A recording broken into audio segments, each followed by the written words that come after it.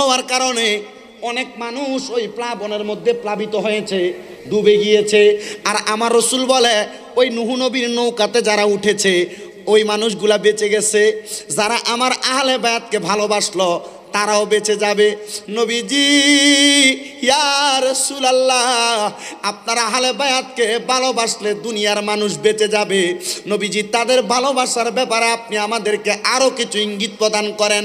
নবী আমার বলে, আমি দয়াল নবী রহমাতুল লিল আলামিন নবী একদিন মসজিদে নববীর মধ্যে আমি নবীজি সুন্দর করে ফজরের নামাজের পরে বসে রইলাম। আমি নবী যখন মসজিদে নববীর মধ্যে বসে রইলাম, আমি লক্ষ্য করে দেখলাম আমার ঘরের মধ্যে থেকে হঠাৎ করে বের হয়ে ইমাম হাসান আর ইমাম হুসাইন রাদিয়াল্লাহু তাআলা আনহু আগমন করলেন। আগমন করার পরে আমি দয়াল নবী ইমাম হাসান রাদিয়াল্লাহু তাআলা আনহুকে আমার ডান রান মুবারকের উরুর মধ্যে বসাইলাম। ইমাম হুসাইন রাদিয়াল্লাহু তাআলা আনহুকে আমার বাম রান মুবারকের উরুর মধ্যে বসাইলাম। ইয়া রাসূলুল্লাহ, ইয়া হাবিবাল্লাহ, তাদেরকে এত সুন্দর করে বসাইলেন কেন? নবী আমার বলে, আমি বসানোর পরে আমি নবীজি আর একটা কথাও বলি নাই। নবীজি কেন? আমার নবী বলেন, আমি কথা না বলার কারণে আমার আল্লাহ পাক আসমান থেকে সাথে সাথে জিব্রাইলকে নাজিল করেছেন। আচ্ছা বলেন, জিব্রাইলকে কি আল্লাহ পাক দুনিয়াতে সাধারণ কোনো কাজের জন্য পাঠায়? অবশ্যই গুরুত্বপূর্ণ কোনো কাজ। মদিনার কামলিওয়ালা নবী বলে, উম্মত, যখন হযরতে জিব্রাইল আগমন করলেন গো, আমি দেখলাম হযরতে জিব্রাইল আমার সামনে এসে বসে রইলেন। আর আমি নবীর সামনে এক চোখে কান্না, অন্য চোখে আমি নবীর দিকে কেমন করে জানি তাকিয়ে আছেন। আমি জিজ্ঞাসা করলাম, ইয়া কি জিব্রাইল, ও হযরতে জিব্রাইল, আপনি আমার সামনে বসে রইলেন, কারণটা কি আপনার কাছে আমি জানতে চাই। নবী আমার বলে, হে জিব্রাইল, আমার কাছে আসার কারণটা তুমি আমাকে একটা বার বলে দাও। এবার হযরতে জিব্রাইল আলাইহিস সালাতু ওয়াস সালাম বলে, ইয়া রাসূলুল্লাহ, আপনার ডান রান মুবারকের মধ্যে যাকে আপনি বসায় রাখলেন আর বাম রান মুবারকের মধ্যে আপনি যাকে বসায় রাখলেন, আমার আল্লাহ আদেশ করেছেন গো নবী, এদের দুইজনের মধ্য থেকে আপনি একজনকে আল্লাহর রাস্তায় দান করে দেওয়া লাগবে।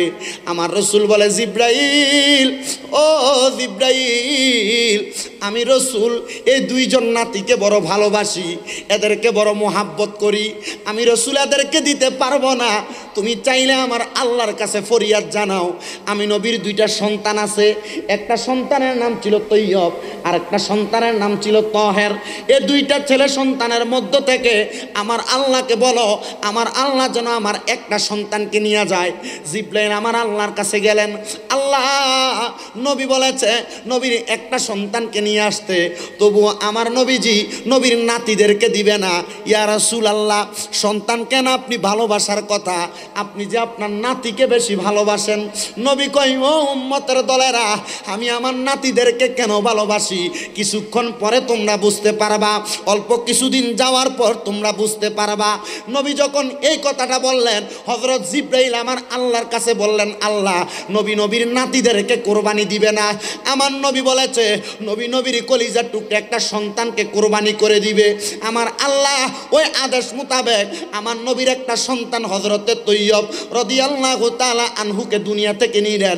ইন্না লিল্লাহি ওয়া ইন্না ইলাইহি রাজিউন। যখন আমার নবী ওনাকে নিয়ে গেলেন, নিয়ে যাওয়ার পরে আমার আল্লাহর রাস্তার মধ্যে উনি চলে গেলেন। এবার আমার আল্লাহ অল্প কিছুদিন পরে আমার নবীর কাছে আবার জিব্রাইলকে পাঠাইলেন। ওই দিনও সেম ভাবে আমার নবীর সামনে হযরতে জিব্রাইল আগমন করলেন। লক্ষ্য করে দেখলেন আমার নবীর ডান রান মোবারকের উপরে আর বাম রান মোবারকের উপরে ইমাম হাসান আর ইমাম হুসাইন রাদিয়াল্লাহু তাআলা আনহু বসে রইলেন। এমন টাইমে হযরতে জিব্রাইল বলে, ইয়া রাসূলুল্লাহ, ইয়া হাবিবাল্লাহ, নবীজি আমার আল্লাহ খবর পাঠাইছে আপনার দুইজন নাতি, এদের থেকে একজনকে আমার আল্লাহর রাস্তায় দিয়ে দেওয়ার জন্য। আমার নবী কয়, ও জিব্রাইল, অল্প কিছুদিন আগে না আমার আল্লাহ এই খবর পাঠাইছেন, আজকে আবার কেন পাঠাইছেন? জিব্রাইল বলে, আমার আল্লাহ কেন পাঠাইছেন আমার আল্লাহ এটা সবচাইতে বেশি ভালো জানে। আমার আল্লাহকে যা বলো, ও জিব্রাইল, আমি এই সন্তানের মধ্য থেকে দুইজন থেকে একজনকেও দিতে পারবো না। আমার আল্লাহকে বলো আমার আরেকটা সন্তান আছে যার নাম তহের, আমার আল্লাহ যেন তাকে নিয়ে যায়। জোরে জোরে পড়েন না বাবা, আল্লাহু আকবার। বন্ধুরা রে আমার, ও আমার আজকে এত সুন্দর আইডব্লিউ কলোনি জান্নাতের বাগানের বাবাজিরা বন্ধুরা, নবী আমার নবীর দ্বিতীয় সন্তানটাকে আল্লাহ রাস্তার মধ্যে দিয়ে দিলেন। দুইজন সন্তানকে হযরতে জিবরাইল আলাইহিস সালাতু ওয়াস সালাম আমার দয়াল নবীর আদেশ মোতাবেক আল্লাহ রাস্তার মধ্যে কবুল করে ফেলেছে। এমনভাবে দুইজনকে যখন নিয়ে গেলেন, আমার হযরতে জিবরাইল আলাইহিস সালাতু ওয়াস সালাম আমার আল্লাহর কাছে জিজ্ঞাসিত করে, আল্লাহ আপনি তো আপনার বন্ধুর নাতিকে চাইছেন, আপনার বন্ধু না সন্তানকে দিয়েছে। দ্বিতীয়ত আপনার বন্ধুকে আপনি বলেছেন আপনার বন্ধুকে দুনিয়ার জমিনে থাকা অবস্থায় আরেকটা নাতিকে দেওয়ার জন্য, আপনি তো আপনার নাতিকে দেন নাই, আপনি আপনার আরেকটা সন্তান দিয়েছেন। ইয়া রাসূলুল্লাহ, ইয়া হাবিবাল্লাহ নবীজি, আপনি এদেরকে দিলেন আমি মানতে পারলাম, বুঝতে পারলাম নবী গো, ও মায়ার নবী, ও দয়াল নবী, আপনি আপনার সন্তানের চাইতে নাতিরে কেন ভালোবাসেন? আমার নবী বলে, অপেক্ষা করো অপেক্ষা করো উম্মত রে, আমার এ দুইটা সন্তানকে দিয়া আমি নবী আমার কোনো ফয়দা আল্লাহর কাছ থেকে নিতে পারবো না, আমার দুইটা নাতিকে দিয়া আমি আমার ফয়দা হাসিল করতে পারবো। এই জন্য আমি আমার দুইটা নাতিকে দেই নাই, আমি আমার দুইটা সন্তানকে আল্লাহর রাস্তায় দান করে দিলাম। এবার অল্প কিছুদিন যাওয়ার পরে আমার আল্লাহ পাক আবার আমার নবীর কাছে জিবরাইলকে পাঠাইছে। জিবরাইলা শিয়া বলে, জিবরাইলা শিয়া বলে, ওগো নবী সরোয়ার, আল্লাহ তাআলা ডাকে বারে বারে বলেন, আল্লাহ তাআলা ডাকে বারে বারে বলেন। জিবরাইলা শিয়া বলে, জিবরাইলা ওগো নবী সরোয়ার, ডাকে আল্লাহ আপনায় বারে বারে বলেন, ডাকে আল্লাহ আপনায় বারে বার। ওরে বলে নবী ইয়া রাসূল, আপনার নাতি দিবেন আল্লাহ করছে কবুল গো।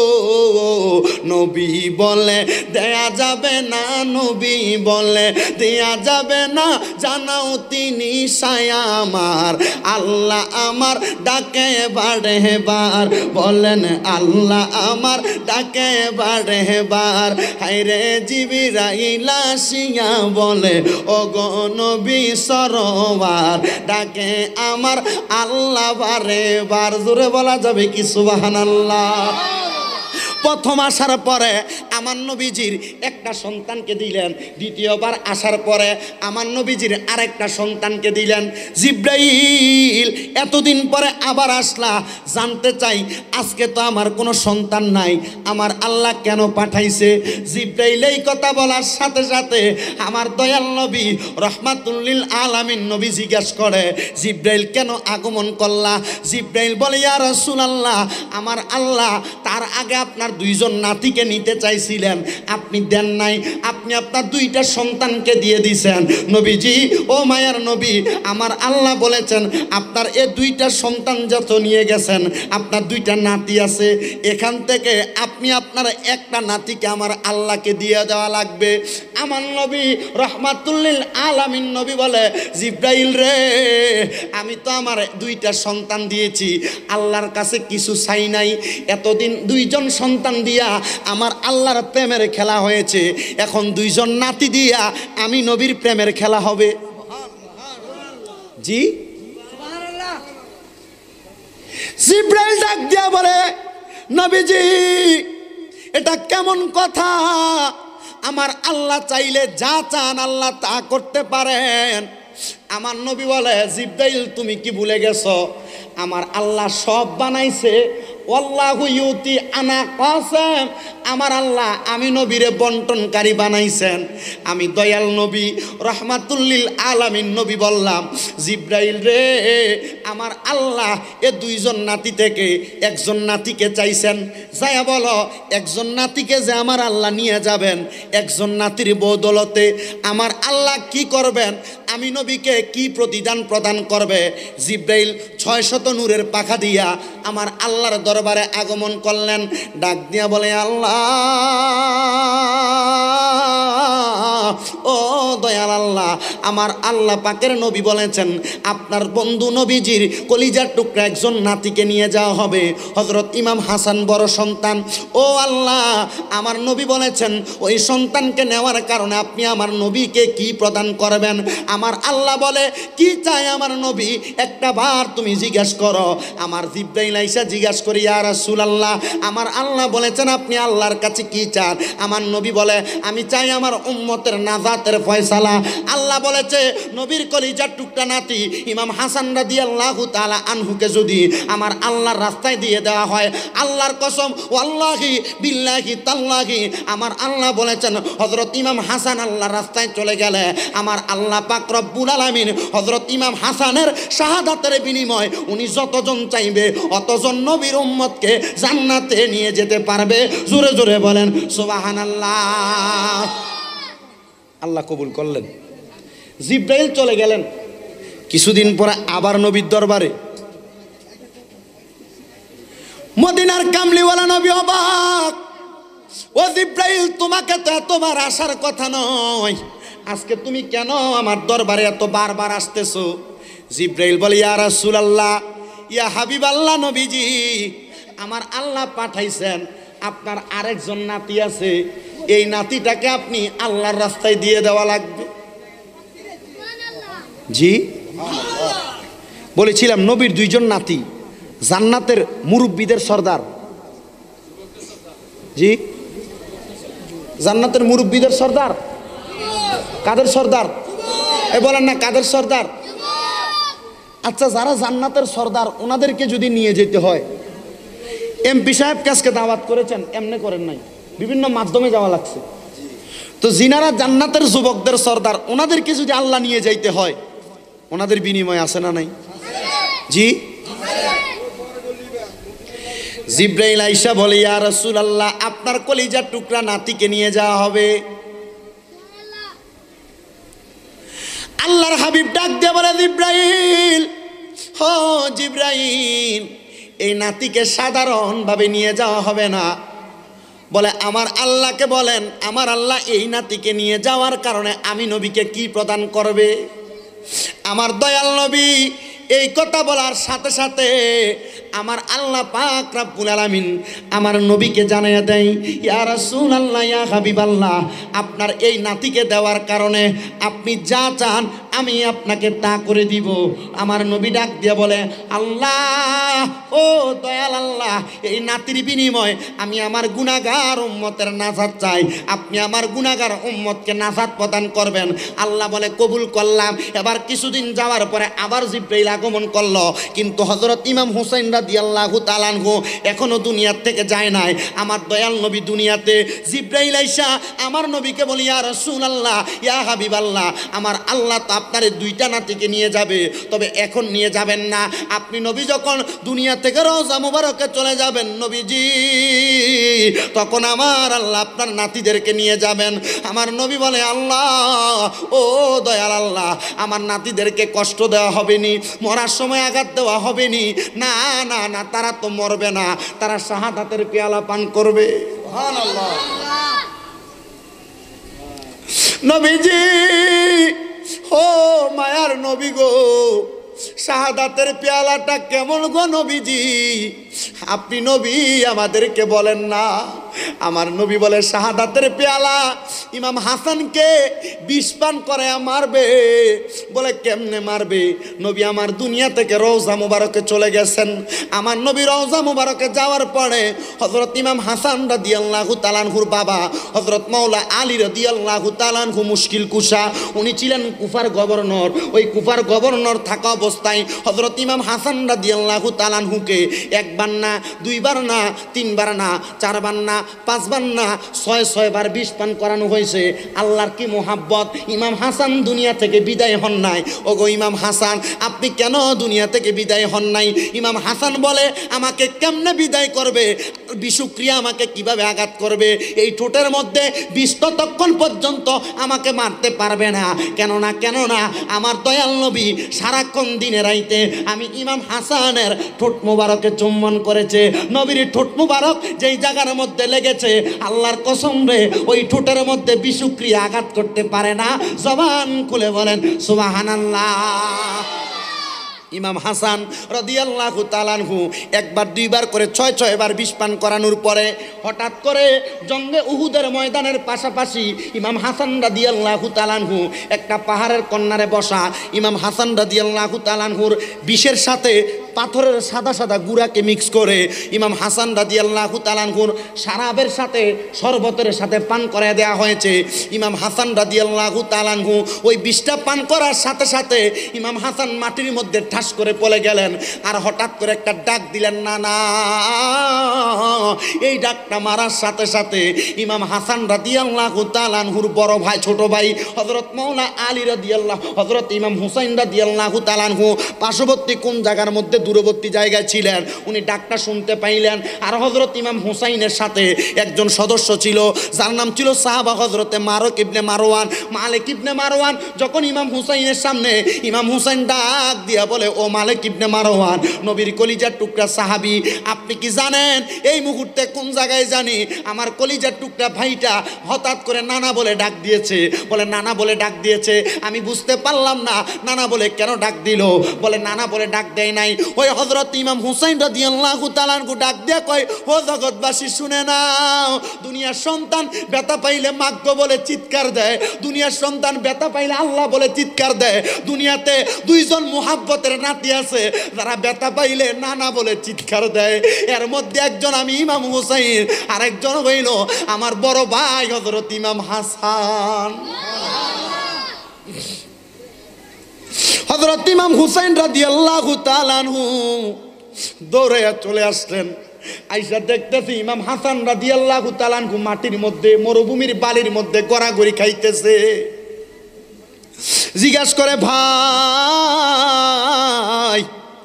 আপনি বলেন না কেন মাটির মধ্যে ভাবে গড়াগড়ি করেন? আমাকে বিষ পান করিয়ে দেওয়া হয়েছে। ভাইজান কে করাইছেন? একটাবার বলেন। ইমাম হুসাইনের একটু জালালি হালত ছিল, হঠাৎ করে দাঁড়িয়ে কোমর থেকে তরবারিটা বের করে ডাক দিয়ে বলে, বলেন না কে আপনারে বিষ পান করাইছে? হযরত ইমাম হাসান ওই সময় ইমাম হুসাইন রাদিয়াল্লাহু তাআলা আনহুকে ওয়াজ করে শোনাই, ইন্নাল্লাহা মা'আস সাবিরিন, নিশ্চয় ধৈর্য ধারণকারীর সাথে আমার আল্লাহ আছে। ভাইজান আপনি চিন্তা করবেন না, আমার বিষ পান করাইছে ওই ব্যক্তিগুলা যাদের মাথার মধ্যে টুপি ছিল, যাদের মাথায় পাগড়ি ছিল, পাঞ্জাবি ছিল। আল্লাহর কসম এরা আমার বিষ পান করাইছে। বলেন না গো কারা তারা, তাদের পরিচয়টা কি? বলে অন্য কোনো পরিচয় না, এরা মুনাফিক মুসলমান। ইমাম হুসাইন বলে, একটা বার আমারে বলো না, আমি তাদের গলার মধ্যে তরবারিটা চালাইয়া দেই। ইমাম হাসান বলে, না না না ও ভাই হযরত ইমাম হুসাইন, এখন যদি তাদেরকে আপনি কতল করে দেন, এখন যদি তাদেরকে আপনি মেরে ফেলেন, এদেরকে মেরে ফেললে আমার নানার গুনাহগার উম্মতেরা আখিরি জামানার মধ্যে থাকবে। চট্টগ্রামের উম্মতেরা, বাংলাদেশের উম্মতেরা, সারা পৃথিবীর হুসাইনি প্রেমিকেরা থাকবে। এদের ঈমান পরীক্ষা করার জন্য এমন কিছু ইয়াজিদি মুসলমান লাগবে। ইয়াজিদি মুসলমান থাকলে এদের ঈমান পরীক্ষা করা হবে।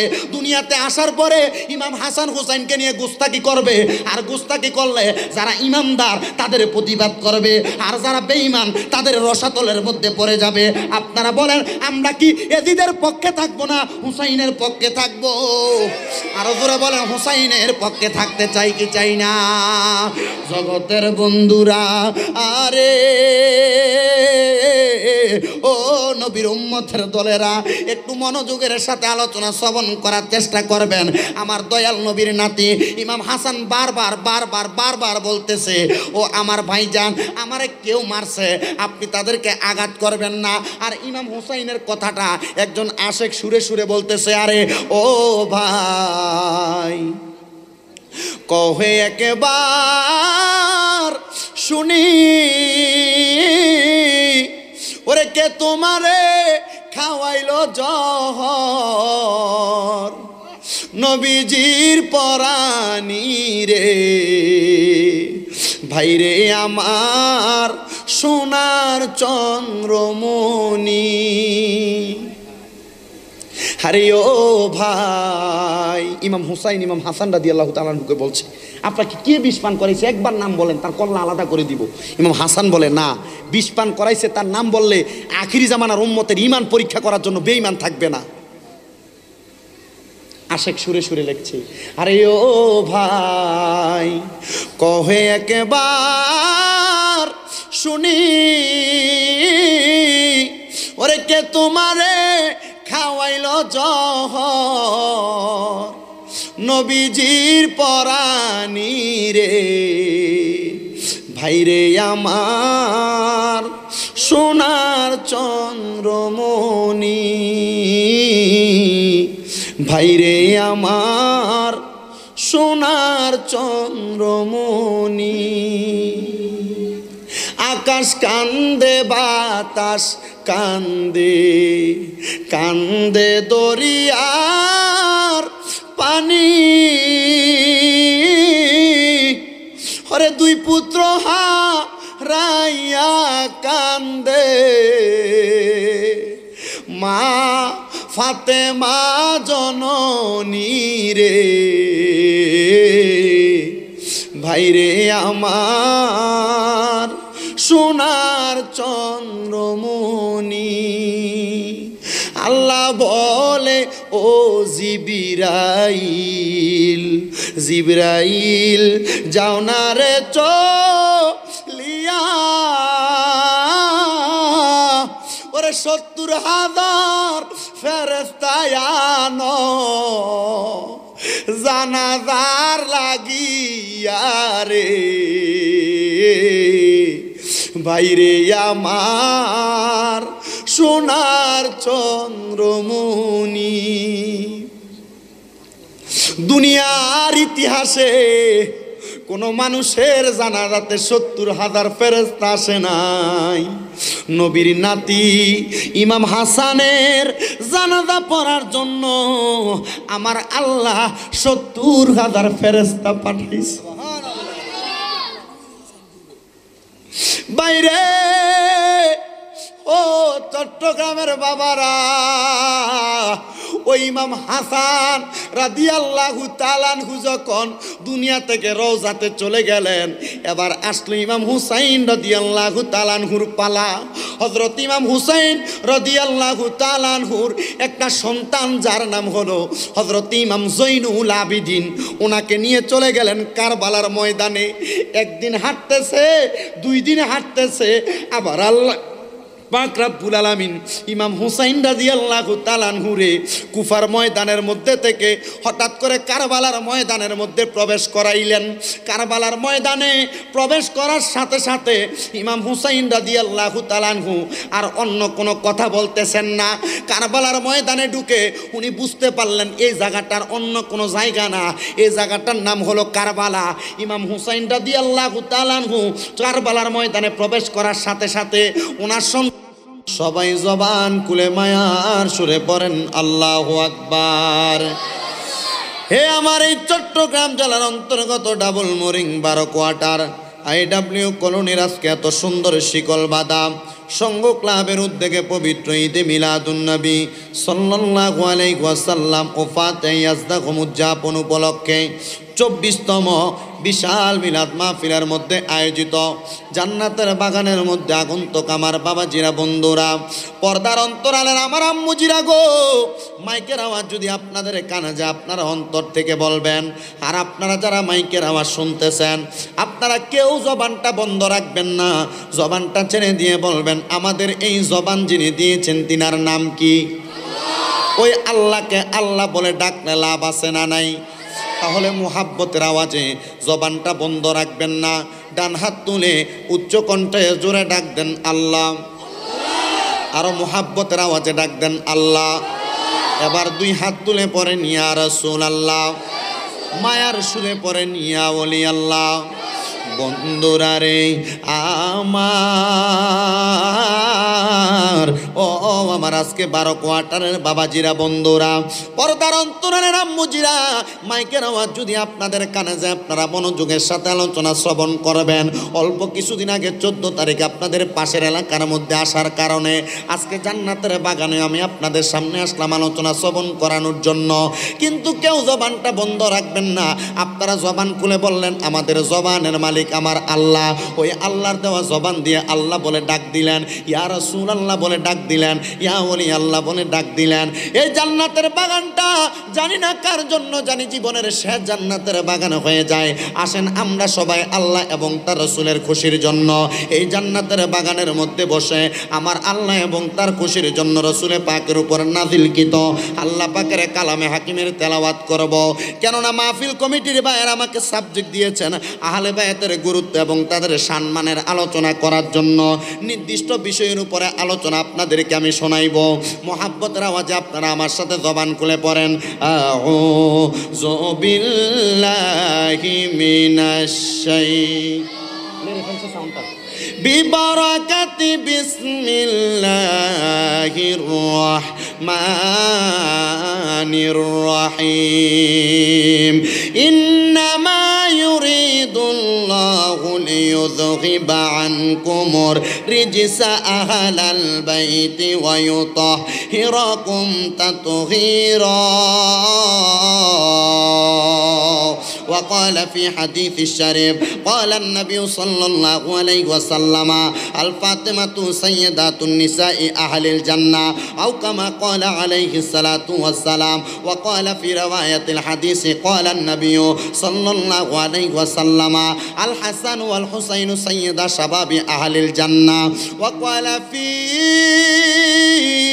شان حبيبه ومحبوبه ومعشوقه مخبرا ومبشرا وآمرا إن الله وملائكته يصلون على النبي يا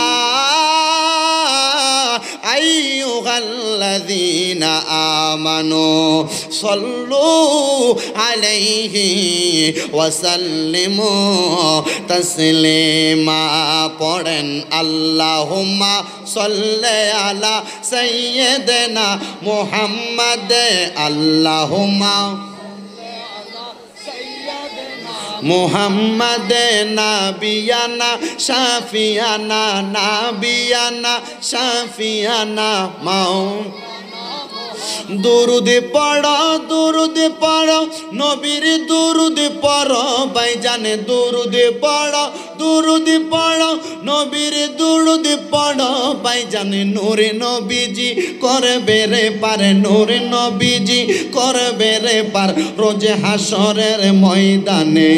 আল্লাহুম্মা সাউন্ডটা ঠিক করে না কেন?